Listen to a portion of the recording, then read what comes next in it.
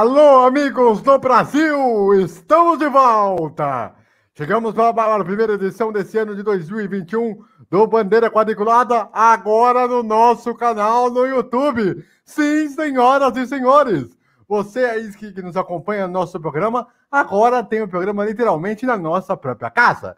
Então você aí se inscreva no canal, ativa o sininho para receber as notificações sempre que tiver programa novo, toda segunda-feira, às 8 horas da noite. Além disso, teremos muitos conteúdos de várias formas, um arquivo vasto que tem lá no nosso canal, aqui no nosso canal, para que você possa curtir o programa e acompanhar com a gente em todo o Brasil e em todo o mundo. Ao longo desse ano, vamos fazer o máximo possível para trazer informações, irreverência e, claro, todas as opiniões que você está acostumado a ter ao longo de todos esses anos, principalmente desde que eu comecei a fazer há mais de 10 anos atrás.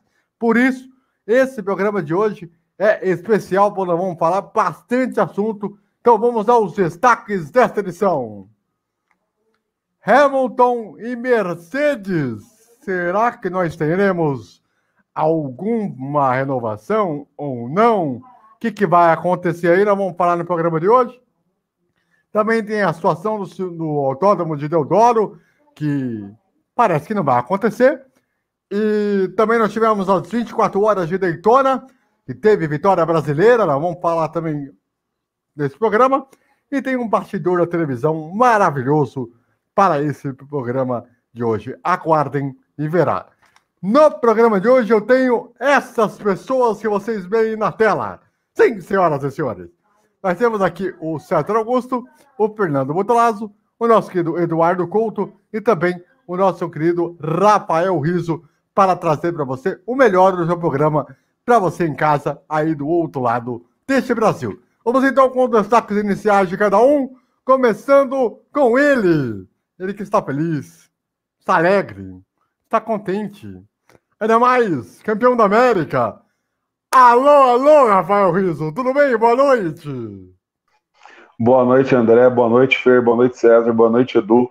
Né, aos nossos ouvintes, né, aos nossos assinantes do Bandeira Quadriculada. Um feliz ano novo, né, para todos nós, né? Que 2021 seja um ano próspero, um ano de evolução dessas vacinas que a gente tem contra esse momento difícil que a gente está passando. E vamos manter a fé que vai dar tudo certo. André, o meu destaque vai para a renovação da Mercedes com o Hamilton, cara. Isso aí tá pior que novela mexicana, meu. O que é que tá acontecendo? O cara tá pedindo um salário que a Mercedes nunca pagou. Aliás, que nenhuma equipe de Fórmula 1 pagou até hoje a um piloto.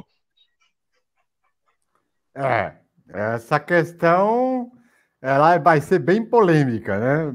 Vários fatores que nós vamos falar no programa de hoje.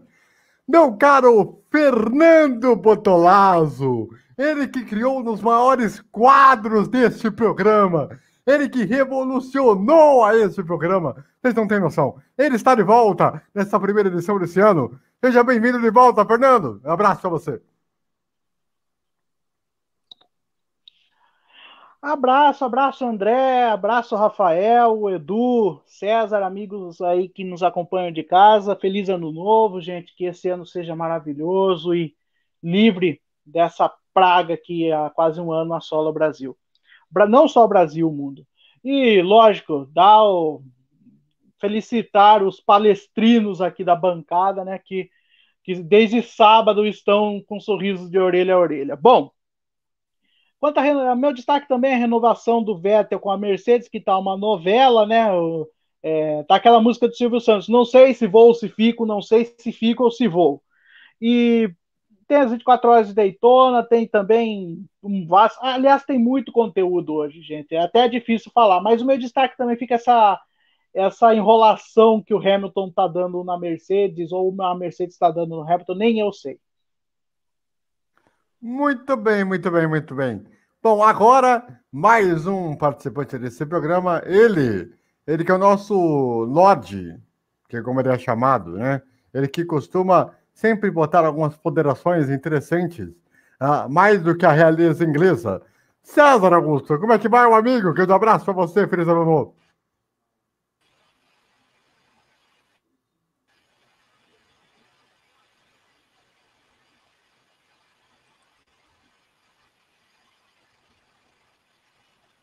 Certo. Rafa, Fernando, Edu. E o meu destaque é que eu... Você está me ouvindo agora? Está me ouvindo agora, AVC? Tá. O meu destaque é que não saberemos se Hamilton continua nas flechas de pratas alemãs da Mercedes. Muito bem, muito bem, muito bem. E para fechar, não menos importante, não menos incomparativo, mas está aqui para esse programa, Eduardo Couto. Seu destaque inicial, muito boa noite para você, feliz ano novo. Gente, boa noite, pessoal. Feliz ano novo. Estamos de volta. Tô de verde aqui em homenagem aos palestrinos aqui presentes. Olha, meu destaque inicial que agora, nesse final de semana, 7 de fevereiro, começa o maior campeonato regional de automobilismo do país, que é o campeonato da Federação Paulista de Automobilismo. Serão 10 etapas. A primeira etapa vai ser agora dia 7 de fevereiro e a próxima só em março também, no dia 7 de março, também primeiro domingo de março. Fica aí o meu destaque para essas categorias menores nacionais. Raramente a gente cobra esse tipo de categoria. Inclusive, aqui no Bandeira Quadriculada, são campeonatos até que poucas pessoas acabam tendo acesso, porque geralmente só indo mesmo no autódromo acompanhar. Então, meu destaque vai para o início de um dos maiores campeonatos regionais do país. Muito bem. Aliás, o estado de São Paulo que está começando a ter dois dos circuitos mais importantes sendo usados do país, né? O Autódromo de Interlagos e o Velo Titá, né? Lá na região perto de Rio Claro, né? Vamos lá, então, para a gente botar o primeiro assunto aí do programa, vai aparecer também aqui na nossa tela, que é a situação aí do Hamilton com a Mercedes, né? Vocês sabem, bom, recapitular, né? Até para quem estava aí acompanhando a virada do ano, se empolgou demais aí nesse final de ano. Vamos então recapitular a história. Primeiro, o Hamilton estava com o contrato a terminado no final deste ano. Porém, que havia a possibilidade de renovação. Aí, teve uma situação para cá, uma situação para lá, um diz que me diz de um lado, diz que me diz que o outro, um mistério que até agora não se sabe o que aconteceu. Também não se sabe se realmente está havendo negociações. O Hamilton deu uma entrevista essa semana mais para falar sobre a sua condição física e a parceria que tem com a sua preparadora física, né? Que tem aí acompanhado nas corridas, né? E que foi aí um ponto de muito o zoou, né? Nesse último final de semana. Mas a situação parece que parou e a gente não tem novidade alguma em relação a isso, né? Ô Rafa, eu queria que você me dissesse por que está demorando tanto? Por que a burocracia entre as duas partes está fazendo esse entrave? Olha, André, a gente estava até comentando uma vez no grupo, né, acho que no final do ano passado, não sei se você vai se lembrar. Primeiramente aos ouvintes, desculpa a minha voz, tá? Minha voz tá meio ruim, mas é por questões de sábado. Mas assim, com relação ao Hamilton, ele tá pedindo, pelas informações que eu tenho, ele tá pedindo um valor astronômico, que no qual a Mercedes não quer pagar, que no qual nenhuma equipe até hoje não pagou a nenhum piloto de Fórmula 1, né? E ele passaria a ser o atleta bem mais pago. Não sei se ele já é atualmente, né? Mas ele passaria a ser. E a Mercedes acha que em ano de pandemia isso não é justo. Não concorda. Então tá esse entrave. Ele não aceita diminuir, mas a Mercedes também não aceita aumentar um pouco. O Hamilton hoje ele é o piloto bem mais pago do grid. Fato. O problema é que ele quer receber um salário que é fora do teto de uma equipe de Fórmula 1, ainda mais tratando da Mercedes. E a gente está vindo de um ano de pandemia, né? Querendo ou não, as receitas foram bem curtas, né? Para as equipes. Então acaba tendo esse entrave aí, o que está pegando, mas é isso, André. E é uma situação também, né, Fernando? Por conta da história que essa semana divulgaram, né? Que as equipes tiveram um reajuste aproximadamente aí de 25%, né? Isso pode talvez impactar numa renovação de contrato do Hamilton, Fernando? Pode e não pode, né, André? Pode e não pode. A situação do Hamilton bastante. É pelo seguinte, ele está se valendo por ele ser, além de ser o piloto mais bem pago, o principal piloto da categoria, né? Então, ele acha, bom, eu sou o principal piloto, eu vou pedir o que eu quiser e eles vão ter que me dar. Só que tem que entender que o reajuste que houve foi menor. A partir desse ano já começa a contar a questão do teto de gastos, que já vai valer a partir do ano que vem, já muda o regulamento, então ele já tem que começar a trabalhar com o teto de gastos, e fica inviável. Se bem que saiu algum tempo atrás, não sei se vocês se lembram, que a patrocinadora da Mercedes, que aliás comprou parte das ações da Mercedes, a Ineos, estaria disposta a bancar acho que 2/3 do salário do Hamilton, né, para permanecer na equipe. Só que depois não falou mais nada. Não sei se pulou para trás ou está deixando tudo às escondidas. Mas com o limite que tem, não há equipe que aguente pagar, mesmo que seja a Mercedes. Poderia ser a Ferrari, não teria condições. É muito difícil. O César, só para a gente complementar esse assunto, né? O Hamilton, ele tá pedindo mais do que merecia? Ou ele não está entendendo que essa situação da pandemia, ele poderia, de repente, olhar um ajuste de salário para depois, quem sabe, lá na frente, ganhar o aumento que ele gostaria? Tem duas questões que o contrato do Hamilton com a Mercedes expõe. Ele quer trabalhar em casa, fazer home office, não ficar muito tempo na fábrica, porque ele quer preferir trabalhar olhando os dados do carro no computador de casa, no escritório dele. E o salário que ele ganha atualmente na Mercedes é de 47 milhões de euros por ano. 47 milhões, olha só. É o maior salário do grid. Só que tem um detalhe. Esses dois fatores estão impedindo porque a Mercedes não quer pagar mais para o Hamilton, e outra, quer que ele esteja mais envolvido no desenvolvimento do carro. Apesar que ele, nesses últimos anos, ele tem ficado mais focado no trabalho de fábrica. Tipo, antes da pandemia, até no ano passado, quando tinha na segunda seguinte uma corrida, ele ia à fábrica para revisar os dados da corrida. E ele quer ter mais tempo em casa e ficar com um aumento maior. Só que a Mercedes não tem como pagar isso. Então a discussão agora é: se você não tem um Hamilton para renovar, você tem na sua espera o George Russell, na Williams, que ele foi bem no GP do Ski. E sem contar também que o Toto Wolff pode puxar um segundo piloto da academia da Mercedes, do programa de pilotos da Mercedes, para uma equipe menor, como a Williams, por exemplo. Muito bem, muito bem. Eduardo, para a gente complementar aí o assunto, queria que você desse a sua opinião sobre esse imbróglio entre Hamilton e Mercedes.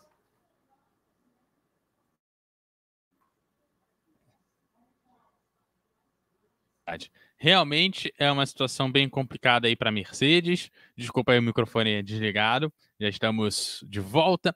Mas é uma situação complicada para a Mercedes, com situação complicada, porque tem um teto de gastos. Bancar o piloto mais caro do grid é algo bastante complexo. E venhamos e convenhamos, né? O Hamilton já chegou lá na maioria dos recordes que ele poderia bater. Então não tem mais aquele merchan gratuito de fulano vai bater um recorde, ciclano vai bater um recorde, fulano que corre por tal equipe vai bater outro recorde. Igual mesmo na pandemia, toda hora a gente falava de um recorde que o Hamilton tinha batido. Tá acabando as coisas que ele tem para bater. Então ele também perde esse marketing gratuito que vale muito para a equipe. Não que ele não consiga bater os próprios recordes, chegar muito mais longe do que ele está, e não que ele seja um piloto ruim. Mas isso ajuda a bancar o nome dele na equipe. E sem isso, realmente fica difícil pagar um salário astronômico como está sendo pago. E daqui a 2, 3 anos a gente não sabe, com o novo regulamento, se ele vai render o que está rendendo. E que é o que a Mercedes quer, 3 anos, e o Hamilton quer 1 ano só. Tu vai pagar um salário astronômico e ele não vai estar lá no momento que você mais precisa, que é a mudança de regulamento, mudança da forma de fazer os motores do carro, com mudança drástica. Uma pessoa que contribuiria a montar o carro e finalizar a montagem do carro não vai mais estar lá, e mais do que isso, se ele consegue o 8º título, ele vai querer ainda mais dinheiro para renovar? Os pesos e com os contrapontos que vão ter que fazer aí para acontecer. Lembrando que a Fórmula 1 vai ter um calendário aí um pouquinho atrasado em relação ao normal. Vai ter a sua primeira etapa do Grande Prêmio do Bahrein, mas disso nós vamos falar ao longo desse ano de 2021. Muito bem, vamos mudar de assunto aí. Falando sobre automobilismo no Brasil, que é o seguinte: o Autódromo de Deodoro, que iria ser o palco da Fórmula 1 no Brasil, acabou não acontecendo pelo prefeito anterior. Agora, com o Eduardo Paes, que foi eleito recentemente, ele cumpriu a sua promessa de campanha e não vai colocar à frente o Autódromo de Deodoro, fazendo com que o Rio de Janeiro continue sendo o estado sem a sua pista no Brasil. Fernando Bortolazzo, eu vou colocar o amigo da roda aí na fogueira para falar aí sobre esse assunto. Diga lá. Bom, já era mais ou menos uma carta marcada o Eduardo Paes não compactar com isso e decretar o fim dessa história de circuito de Deodoro. Se bem que é bom salientar que ele, enquanto em sua primeira passagem como na Prefeitura do Rio de Janeiro, o Eduardo vai até me ajudar a lembrar, ele falou dessa questão do autódromo em Deodoro. É bom salientar que na primeira passagem dele, se não me engano, acho que foi o segundo mandato dele como prefeito, quando o Rio de Janeiro foi eleito sede das Olimpíadas de 2016, ele comentou da construção desse autódromo em Deodoro. É bom lembrar porque tem muita gente no Brasil que se esquece, né, que tem a memória fraca. Não estou dizendo o pessoal aqui de casa e nem o pessoal que acompanha automobilismo. Eu não estou generalizando, estou falando uma coisa que é até cabível, que é até verdadeiro, que as pessoas não se lembram. Quando o Autódromo de Jacarepaguá foi demolido lá em 2012, gestão de Eduardo Paes, ele falou ia ser demolido Jacarepaguá e iria construir Deodoro. Ponto. Passam-se 8 anos, ele volta à gestão da Prefeitura do Rio e agora ele fala que não vai construir mais. Não sei se deu arrependimento nele, se foi peso na consciência, eu não sei. O fato é que esse autódromo já causou muito imbróglio. É triste ver o Rio de Janeiro sem automobilismo, eu também concordo, é muito triste, porém, do jeito que a situação estava e como pintou ano passado com essa questão de Rio Motorsports, era óbvio que essa cascata não ia rolar. Então, dos males o menor, apesar de Eduardo Paes, vamos dizer assim, mudando sua palavra, pois em 2012 ele era totalmente a favor da construção do autódromo. E tem outro ponto também que o Eduardo Paes chegou a prometer, que era, de repente, fazer igual a gente tem o GP da Rússia, né? Ser ali em Jacarepaguá mesmo, mas ali não sei se é a Vila Olímpica, onde tinha alguns dos estádios, aí eu não lembro exatamente o que estava construído lá, que é um legado olímpico que não existe, porque boa parte das estruturas olímpicas foram demolidas ou estão abandonadas, então o legado olímpico, realmente, enquanto estrutura esportiva, praticamente não existe. Para quem vai dizer que existe, sim, existe um local ou outro, mas praticamente foi embora o legado olímpico, não existe mais quase nada.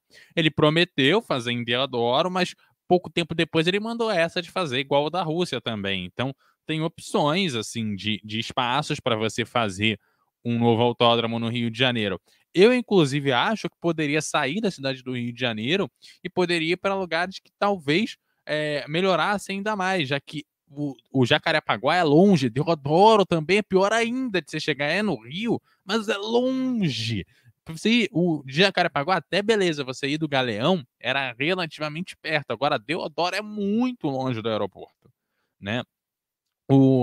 Seria legal, de repente, ir para Niterói, de repente para uma região dos lagos, que no próprio Rio de Janeiro, e para Angra dos Reis, no sul do estado, ficando mais... Tem um aeroporto ali perto também que dá para chegar, apesar do aeroporto não ser internacional, ser nacional, dá para chegar. Então, dentro do estado do Rio, você tem boas opções de lugares para receber um autódromo que não precisa ser necessariamente a capital, e mandar para lugares que são do outro lado do mundo. Só que aí também tem outra questão, né?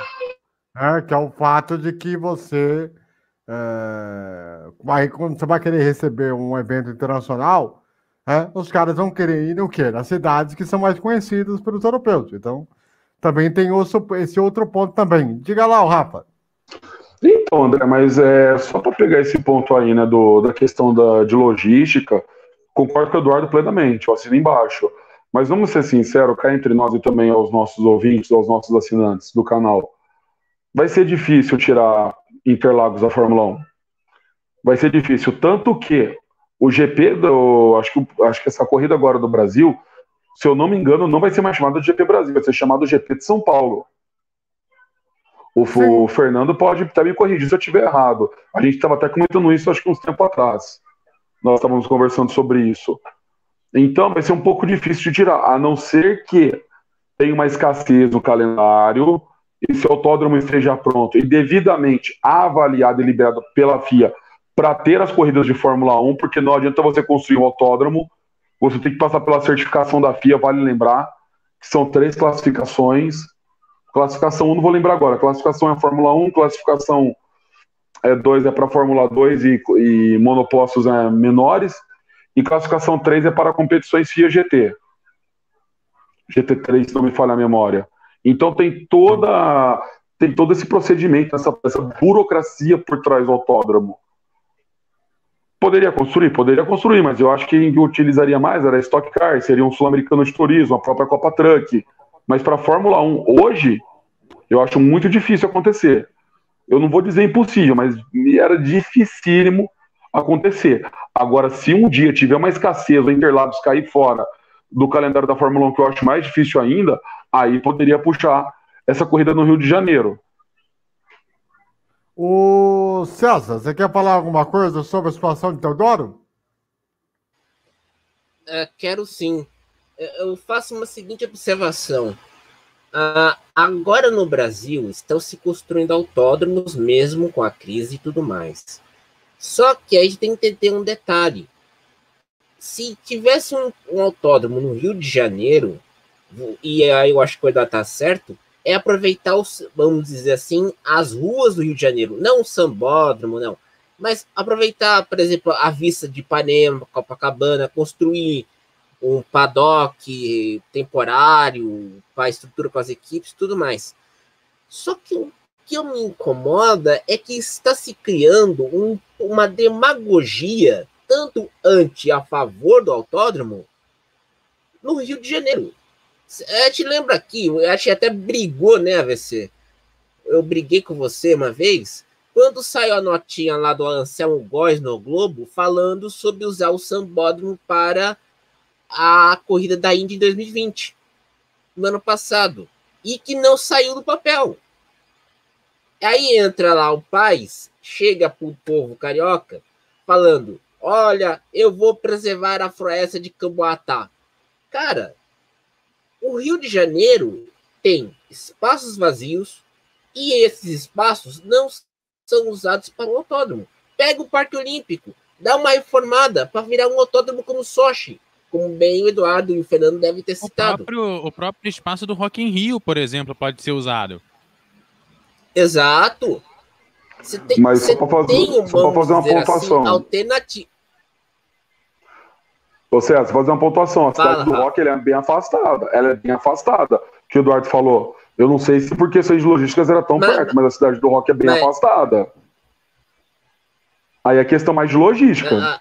Rafa, deixa eu terminar. Se é afastado ou não, não é um problema.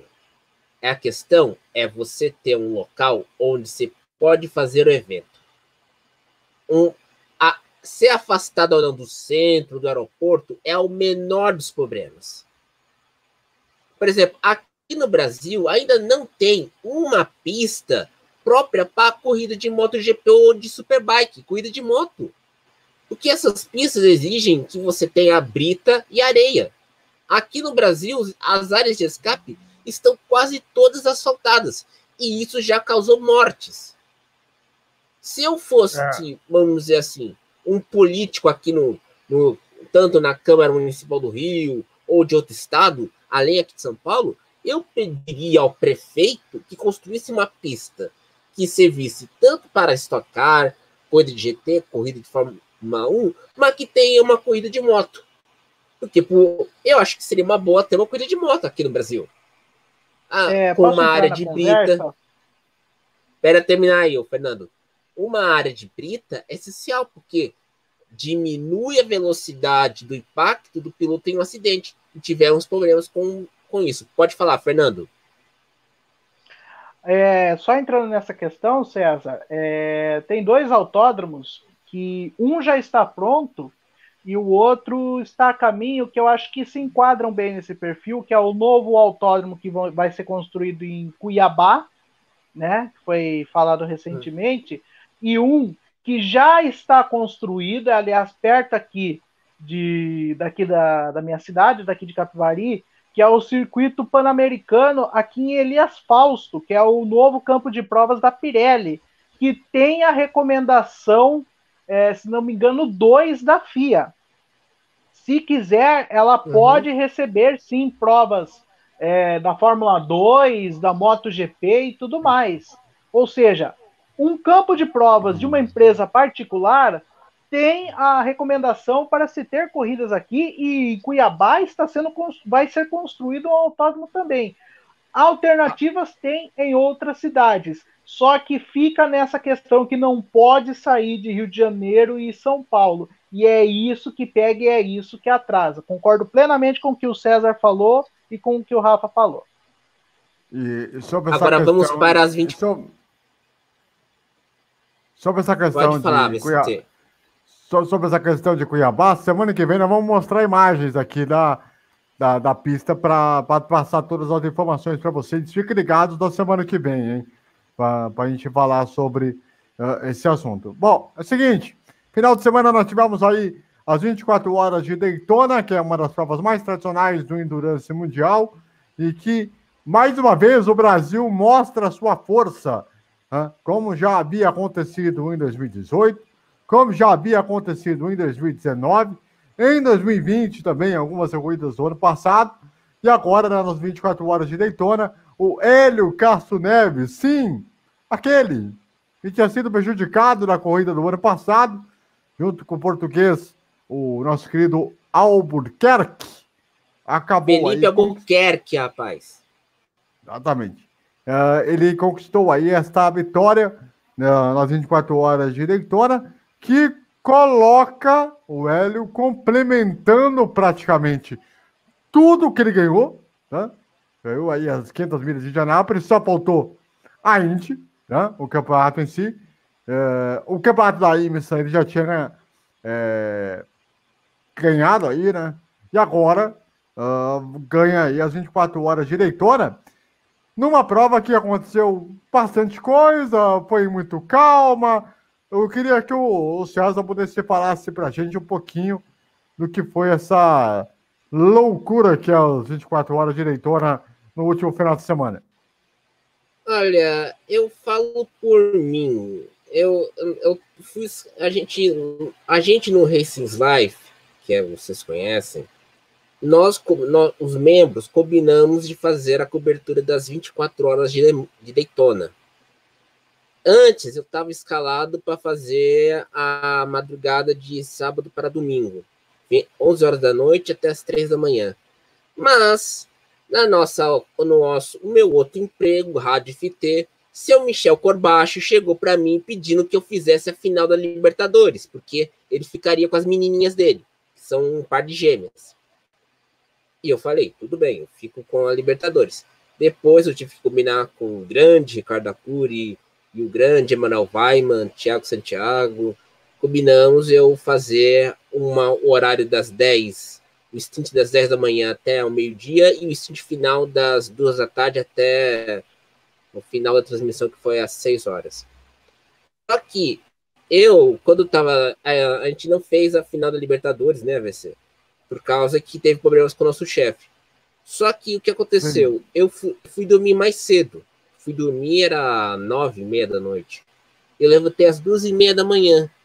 Só que eu vi o meu grande amigo Emanuel Weiman no WhatsApp. Eu mandei um opa para ele, mandei um olá para ver se tudo bem com o pessoal. Ele perguntou: você quer fazer o horário da madrugada? E eu fiz o horário. O primeiro stitch que eu fiz foi das 3 da manhã até as 6 da manhã.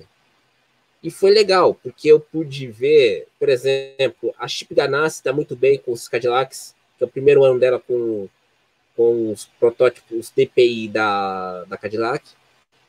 E a Acura quebrou a hegemonia da Cadillac, vencendo com a Werner Taylor, com o grande Rick Taylor e o Hélio Castro Neves, Alexander Rossi e o Felipe Albuquerque.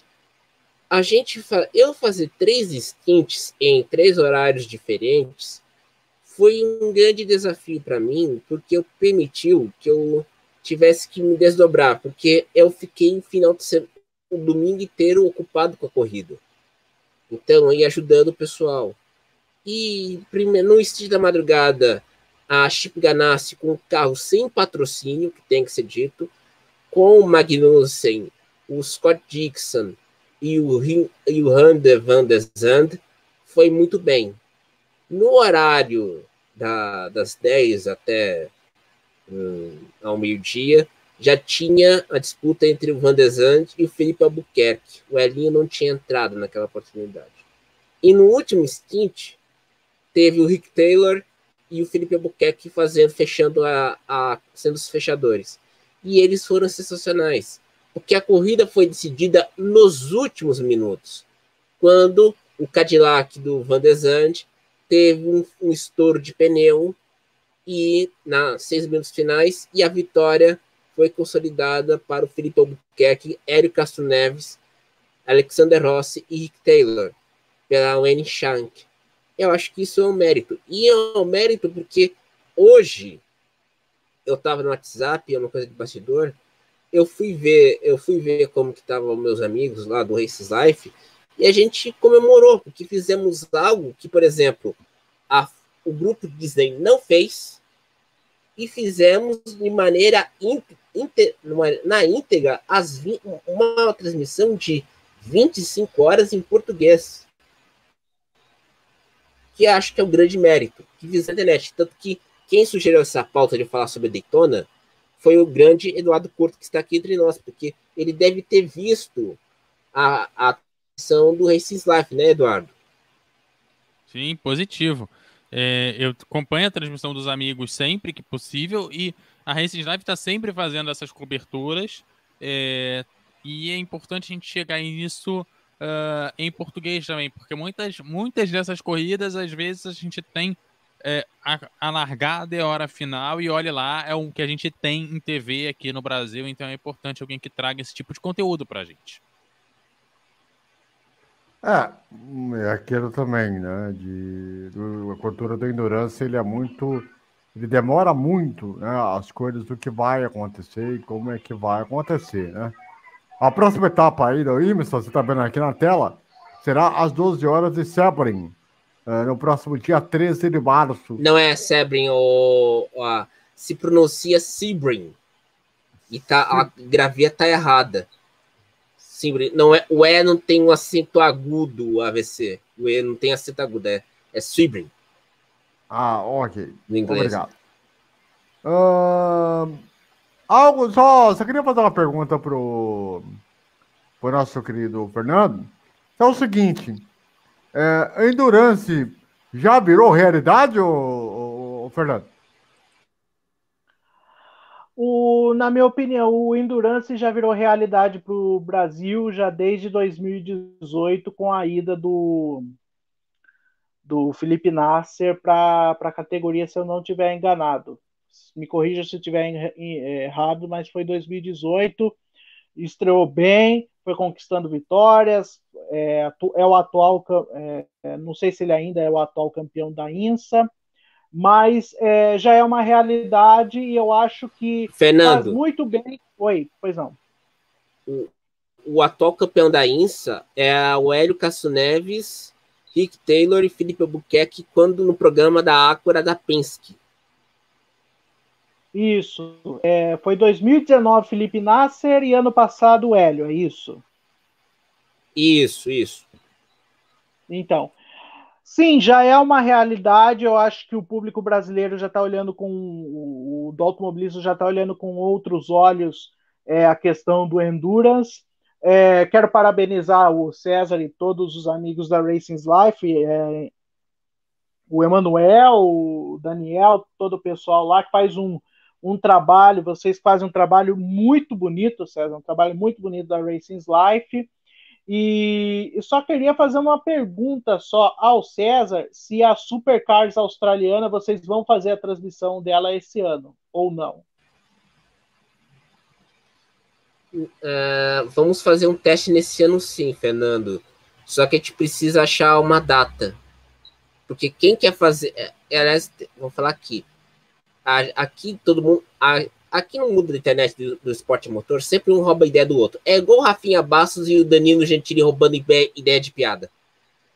Só que a gente tem a intenção de fazer assim, um teste experimental, de fazer uma corrida da Supercars ou da Super GT japonesa. Uma corrida de madrugada. Muito legal. Eu colocaria Fórmula Nippon, antiga Fórmula Nippon, agora é Super Fórmula. Super Fórmula eu já assisti um pouquinho também, é bastante interessante. Eu acho que para nós não é... eu não posso falar pelo Ricardo Acuri e pelo Emanuel, mas eu falo pelo grupo. Nós queremos fazer a alternativa. É fácil você fazer Fórmula 1 Indy. Eu acho que a gente não sabe se esse projeto desses live vai durar daqui nos próximos anos. Porque nessa cobertura de Daytona, vocês não sabem o que tomamos de pedrada de gente que ficou irritada porque nós fizemos uma corrida, uma transmissão de 25 horas. Porque queria ser um dos caras que queria comentar. Ou eu, queria ser o Ricardo, o Yuri Queiroga que narrou, o Emanuel. Sem contar que tem 3 jovens muito bons que entendem de automobilismo, que é o Felipe Ramos, o Gustavo Almeida e o Pedro Rodrigo. Então, você tem que valorizar esse pessoal. E olha que todo mundo se desdobrou para fazer uma transmissão de 25 horas. E eu acho que a gente vai fazer, nesse ano, o pessoal vai fazer a NASCAR, o WEC, quero fazer Le Mans, vamos fazer Sebring, vamos fazer Petit Mans, como fizemos no ano passado. Todo mundo vai se desdobrar, mas a gente não sabe se esse projeto vai durar, não por causa da vontade nossa, porque sempre vai vir alguém que vai querer ou denunciar a gente porque tem inveja da gente, ou porque tem birra com a gente, porque você sabe como que é. Aqui no Brasil, como disse uma vez Tom Jobim, sucesso é uma ofensa pessoal. É o seguinte, só para fechar o assunto, o Rafa, eu quero te perguntar o seguinte, você acredita que no futuro nós tenhamos o Endurance à frente do monoposto ou o monoposto ainda na frente do Endurance?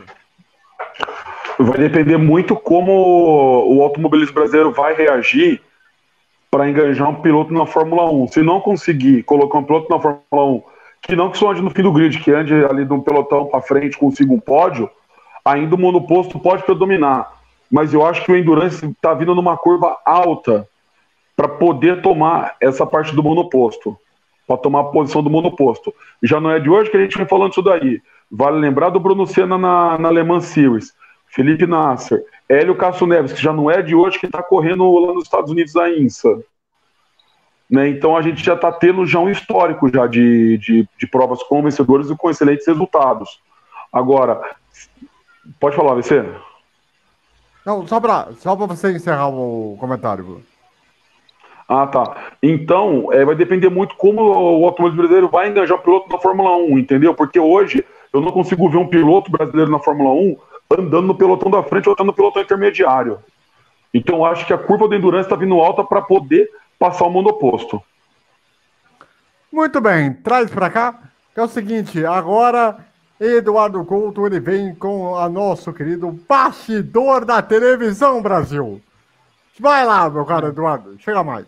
Então, vocês que acompanham TV, todo mundo aqui acaba acompanhando televisão, a gente falou aqui um pouco do Racing's Life, né, um pouquinho dos bastidores lá. Hoje de manhã tivemos surpresa na televisão brasileira, já que o Renato Patrice, né, grande repórter de futebol, tá aí sempre aparecendo aí na televisão, tá lá no Catar para cobrir o Mundial de Clubes, que vai ter o Palmeiras, por isso que estamos aqui, o pessoal Viverde comemorando, e hoje na sua entrada no jornal local lá de São Paulo, ele acabou tendo que sair da transmissão para atender a porta para pegar o seu almoço, já que ele está isolado, porque o Catar pede 7 dias de isolamento para que você possa efetivamente frequentar alguma coisa do país, e aí ele foi obrigado a levantar, porque senão ele ficaria sem almoço. Esse é o bastidor do dia do jornalismo brasileiro, coisas da nossa profissão, né?